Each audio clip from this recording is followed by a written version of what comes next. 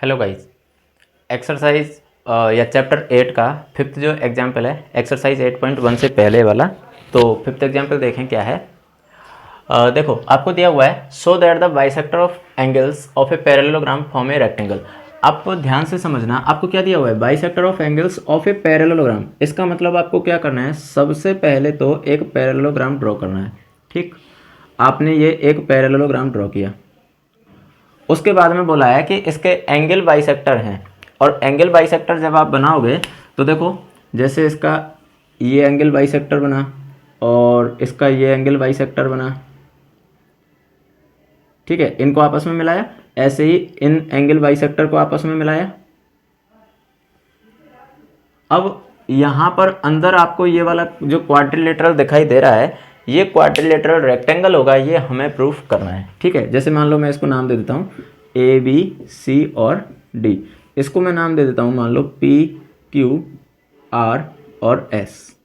ठीक, अब ये एंगल बाइसेक्टर हैं, ये आपको दिया हुआ है, ठीक है, ये गिवन है। अगर एंगल बाइसेक्टर हैं, चलो मैं इसको हिंदी में भी बोल देता हूँ, so that the bisector of angles of a parallelogram form a rectangle. इसका मतलब ये है कि अगर आपको एक समांतर चतुर्भुज दिया हुआ है तो समांतर चतुर्भुज के अंतः कोणों का अगर समद्विभाजन किया जाए तो समद्विभाजकों से मिलकर के जो चतुर्भुज बनता है वो आयत होगा, ये आपको सिद्ध करना है। ठीक है, तो अगर ये समद्विभाजक हैं, इसका मतलब सीधा सा है कि ये एंगल आपस में कैसे होंगे बेटा, इक्वल होंगे। देखो ये एंगल और ये एंगल इक्वल होंगे, ऐसे ही ये एंगल और ये एंगल ये भी इक्वल होंगे, ऐसे ही ये एंगल भी कैसे होंगे बेटा, इक्वल होंगे, और ऐसे ही ये वाले एंगल। ठीक है, तो अब आप एक चीज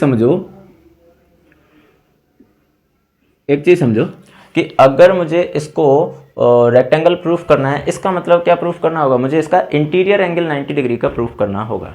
ठीक है, अब देखो पैरेललोग्राम में आपको पता है कि जो एडजेसेंट एंगल होते हैं उनका सम कितना होता है बेटा, 180 डिग्री होता है। आसन्न कोणों का योग कितना होता है, 180 डिग्री। तो हम कोई से भी दो आसन्न कोण ले लेते हैं। ठीक है, मान लो मैंने ए और डी दोनों आसन्न कोण ले लिए।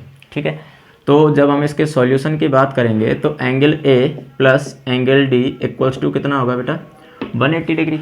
ठीक है, तो इसको आप क्या करो, देखो यहाँ पर एंगल बाइसेक्टर है ना ये, तो इसका मतलब बाइसेक्शन का मतलब क्या होता है, हाफ करना। तो आप इन दोनों एंगल्स का हाफ करो, तो ये हो जाएगा 1/2 of angle A plus 1/2 of angle D equals to 1/2 into 180 degree. Angle A का हाफ क्या होगा, एंगल पी ए डी, यही होगा ना, एंगल ए का हाफ या डी ए पी एक ही बात है। तो ये हो जाएगा angle D A P plus angle D का हाफ क्या होगा, पी डी ए या ए डी पी एक ही बात है। तो angle A D P equals to 2 से ये कैंसिल आउट हो गया 90 टाइम्स, तो इक्वल्स टू कितना आ गया, 90 डिग्री। अब ध्यान से देखो कि in triangle A P D, इस वाले ट्रायंगल में अगर आप देखोगे तो देखो इस वाले ट्रायंगल में angle A D P plus angle D A P plus angle D P A equals to कितना होगा बेटा, 180 डिग्री। क्योंकि किसी भी ट्रायंगल के तीनों इंटीरियर एंगल का सम कितना होता है, 180 डिग्री। तो यहाँ पर ये जो ट्रायंगल बना हुआ है, इस ट्रायंगल में एक देखो ए डी पी इसका मतलब ये वाला एंगल, ठीक है, और डी ए पी मतलब ये वाला एंगल, डी पी ए मतलब ये वाला एंगल, तीनों एंगल का सम कितना है, 180 डिग्री। अब आपको पता है कि डी ए पी और ए डी पी इसकी वैल्यू कितनी है, 90। तो A D P plus D A P इसकी जगह तो आपने क्या रखा, 90 degree plus angle D P A equals to 180 degree. तो एंगल डी पी ए कितने का आ गया, angle D P A equals to 180 degree minus 90 degree, तो कितना आ गया बेटा, 90 डिग्री। क्लियर। जैसे ही आपके पास एंगल डी पी ए 90 का आया तो वर्टिकली अपोजिट होने की वजह से एंगल एस पी क्यू ये भी कितने का आ गया, 90 डिग्री का। वर्टिकली अपोजिट होने की वजह से एंगल एस पी क्यू ये कितने का आ गया, 90 डिग्री का, क्योंकि डी पी ए के वर्टिकली अपोजिट है, शीर्षाभिमुख कोण है। और जैसे हमने एंगल एस पी क्यू को 90 का प्रूफ किया, ऐसे ही हम कौन सा एंगल प्रूफ कर सकते हैं, एस आर क्यू, इसको भी प्रूफ कर सकते हैं। ऐसे ही हम angle S P S B या पी एस आर इसको भी प्रूफ कर सकते हैं। इसको प्रूफ करने के लिए, एंगल एस को प्रूफ करने के लिए हम ये वाला ट्रायंगल ले लेंगे, कौन सा, ए एस बी, ये वाला ट्रायंगल ले लेंगे। इसमें एंगल ए का हाफ, एंगल बी का हाफ। क्लियर है। और ऐसे ही आप एंगल क्यू को भी प्रूफ कर सकते हो। अब आपने इसी प्रकार से चारों के चारों एंगल को 90 डिग्री का प्रूफ कर दिया, और जैसे ही चारों एंगल 90 डिग्री के हुए तो अब हम क्या कह सकते हैं कि पी क्यू आर एस क्या हो गया बेटा, एक रेक्टेंगल हो गया। पी क्यू आर एस क्या बन गया, एक रेक्टेंगल बन गया।